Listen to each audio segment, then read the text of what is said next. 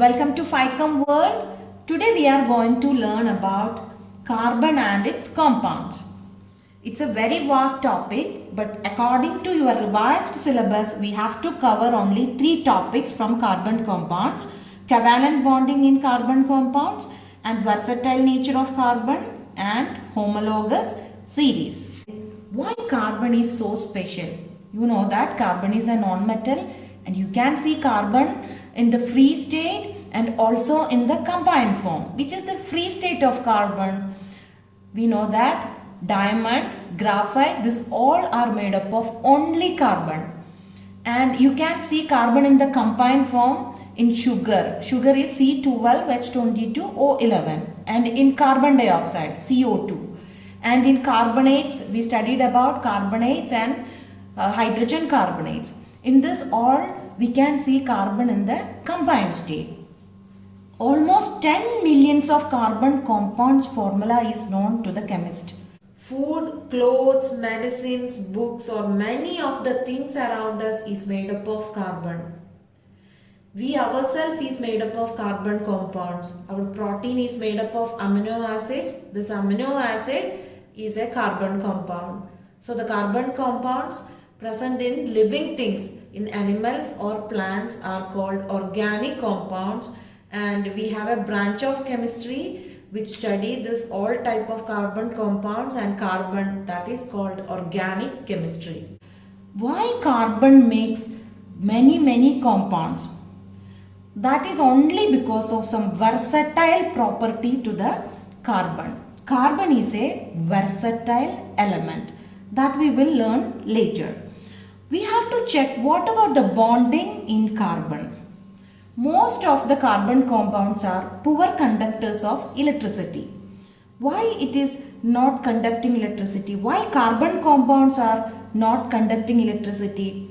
And when we check the melting point and boiling point of carbon compounds, we can see that it is very low. So we can assume that carbon compounds does not consist of any ions. We already studied about ionic bond. If there is ions in the compound, it should have a strong force of attraction and melting point and boiling point will be high. But in carbon compounds, they show very low melting point and boiling point. From that, we have to assume that it does not consist of any ions. What about the electronic configuration of carbon? Atomic number of carbon is 6. So electronic configuration is 2, 4. All elements taking part in a chemical reaction to attain a stable noble gas configuration means to attain 8 electrons in the valence shell. Here carbon has 4 electrons in the valence shell or outer shell.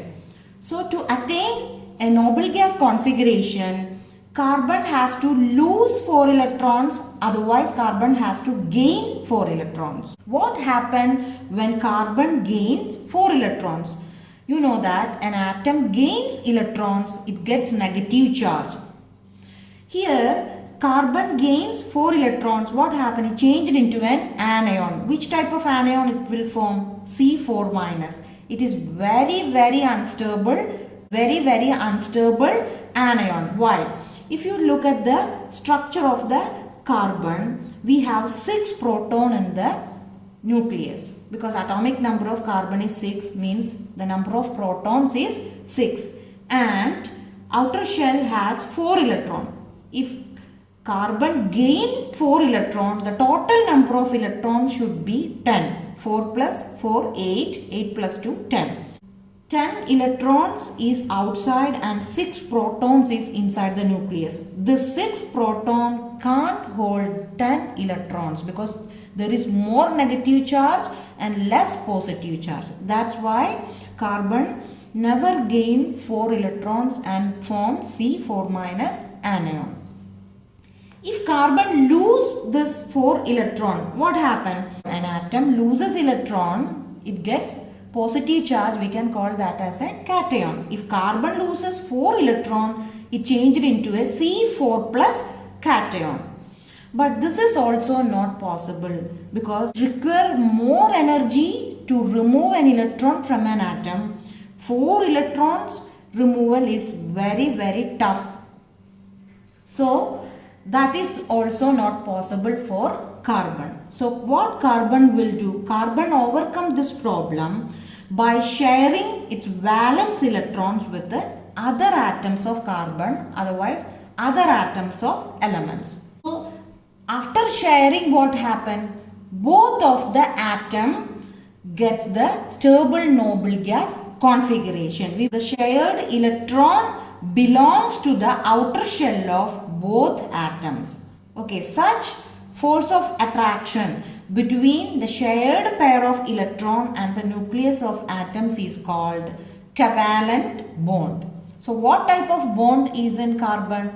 Carbon makes covalent bonds. How the covalent bonds are formed? Covalent bonds are formed by sharing and pairing of electrons between atoms. So both of the atoms share their electrons. It's not giving, it's not gaining, only sharing their electrons and forms the covalent bond. So this is the structure of the covalent bond here. So there is a force of attraction between the shared pair of electron and the nuclei of the both atoms. Let's check how the covalent bond is formed by some simple molecules other than carbon compounds. For example, we have hydrogen molecule. Hydrogen molecule is H2. Two atoms of hydrogen combine to form hydrogen molecule. What is the type of bond in hydrogen? It is covalent bond. Let's check how it is forming. You know that hydrogen has the electronic configuration 1. Hydrogen atom in the outer shell is 1 electron. Another hydrogen atom also have 1 electron. Hydrogen needs 2 electron to make stable. Okay, all other atoms make octet to become stable, but hydrogen make duet to become stable. Share its electron to another hydrogen atom. In the same way, this hydrogen atom also share its electron to this hydrogen atom. Means the first hydrogen atom is satisfied like this, and the second hydrogen atom is also satisfied like this. So this pair of electron, how the pair of electron is formed? By sharing both of this atom. This pair is called covalent bond. It is represented by a single line. What is the representation of a bond? By a single line. Means a bond is made up of 2 electrons. Okay, let's check chlorine molecule. Chlorine is atomic number 17. What about the configuration? 2A7. So one chlorine atom needs 1 electron to make 8 electrons in their outer shell. So what the chlorine will do? Chlorine atom, okay, share its electron to another chlorine atom. So both of them get 8 electrons in their outer shell. So let's check the first chlorine atom. What about the number of electrons? 2, 4, 6, 7.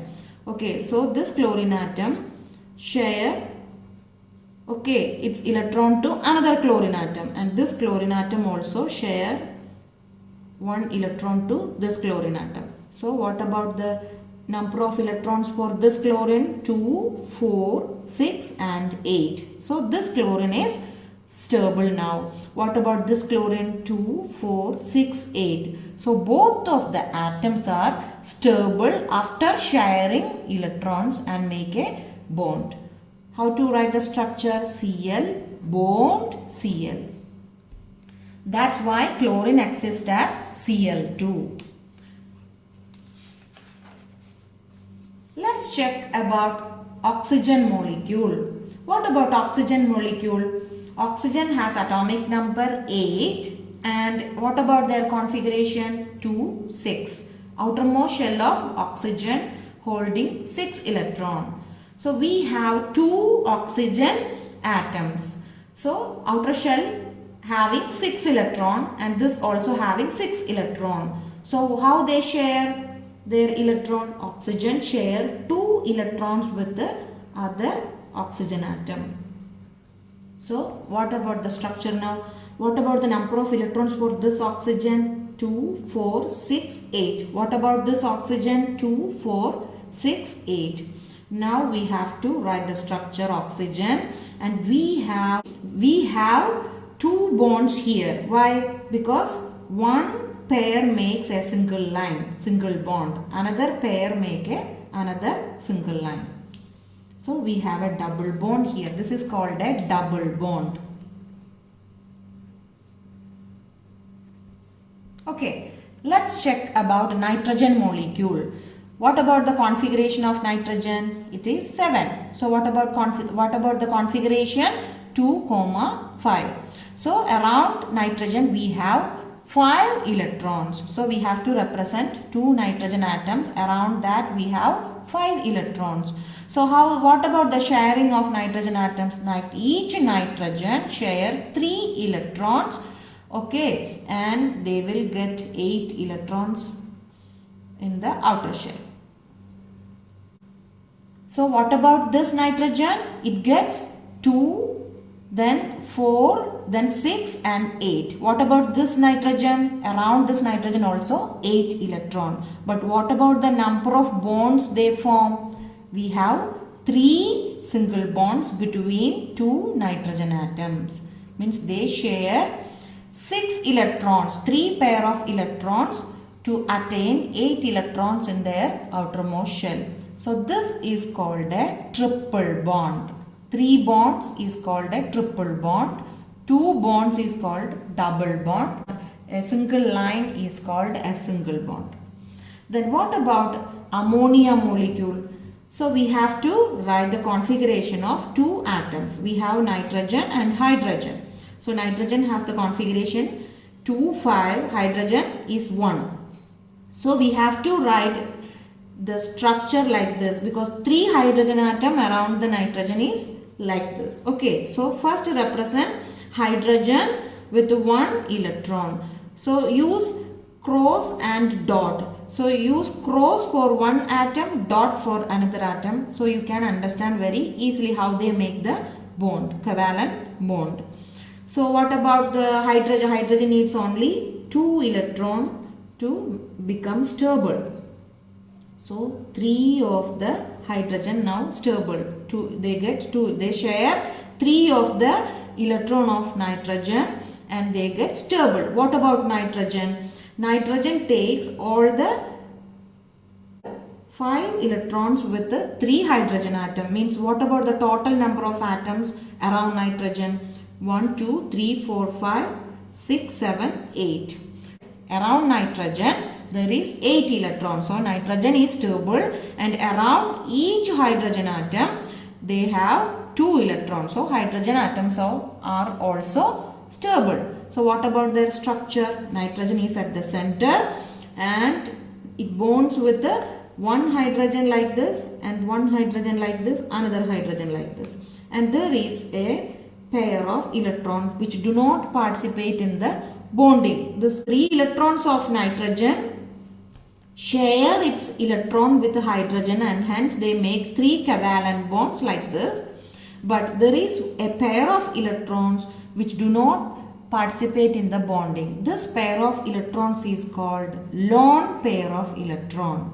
This is called lone pair of electrons. This is bond pair of electron. Okay, bond pair of electron means the electrons which makes the bond, that is bond pair of electron. And the pair of electrons which do not take part in the bonding, that is called lone pair. Then we have to check about methane molecule. In methane molecule, carbon has the configuration 2, 4, hydrogen has the configuration 1. So around carbon atom we have 4 electron and around each hydrogen we have 1 electron. So what about the structure? Carbon is at the center and 4 hydrogen atom around the carbon. So what about hydrogen? Hydrogen needs only 2 electrons. Hydrogen share its electron with the one of the electron of the carbon, and each hydrogen is do like that, and each hydrogen share its electron with the electron of carbon. And what about carbon? Carbon also share the 4 electrons of each hydrogen. Hence all are stable now. Each hydrogen is 2, 2, 2, 2. What about carbon? It gets 2, 4, 6, 8. So carbon is stable, hydrogen also stable. How to write the bonding? Carbon is bond with the hydrogen, another bond with hydrogen, another bond with hydrogen, another bond with hydrogen. This is called methane. It has only one carbon atom, so we can call this as methane. So you can see that around one carbon atom, how many bonds are there? 4 bonds are there. Means what about the valency of carbon? It is 4. We can call is the tetravalency. Tetravalency means what?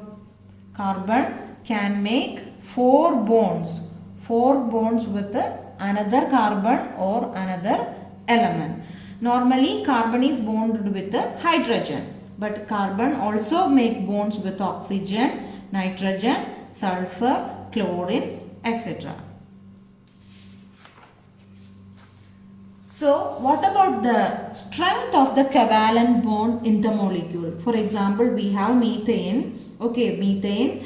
We have 4 covalent bond. It is formed by sharing electrons of carbon with electrons of hydrogen.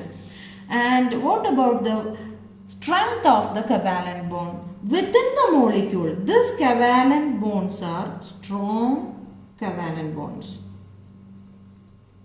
So within the molecule, each covalent bond is very strong. Why? What is covalent bond? This is the force of attraction between the shared pair of electron and nuclei of atoms. So this is very strong. This bond is formed by oppositely charged things. That's why it is strong. But if we take a gas of methane, you can see this type of molecules. Gas is made up of molecules. So what about the force of attraction between each molecule? Each molecule has a very weak force of attraction. That is called van der Waals force of attraction. Van der Waals force of attraction. It's a very weak force of attraction. That's why its melting point, carbon compounds melting point and boiling point is very low. Why? The molecules, between the molecules you can see very weak van der Waals force. Okay, but within the molecule you can see strong covalent bond. But between the molecules you can see very weak van der Waals force of attraction. So we need less amount of energy to break the bond. So melting point and boiling point of carbon compounds is low. Why carbon compounds are exceptionally stable? Most of the carbon compounds are exceptionally stable. Why? Because carbon is a very small atom. Size of the atom, size of the carbon atom is very small. So the nucleus of the carbon atom can easily hold the shared pair of electrons strongly. Okay. So because of the small size of carbon, the nucleus of the carbon can easily hold the shared pair of electron very strongly. So carbon compounds are exceptionally stable. What about the distance between the shared pair of electron and the nucleus is very less. So it is very strong. If we take a bigger atom, what happened? The shared pair of electron is far away from the nucleus. So there is a weak force of attraction between the shared pair of electron and the nucleus. So what about the stability? They are weaker than small sized atoms. Thanks for watching. If you like my video, please subscribe, like and share.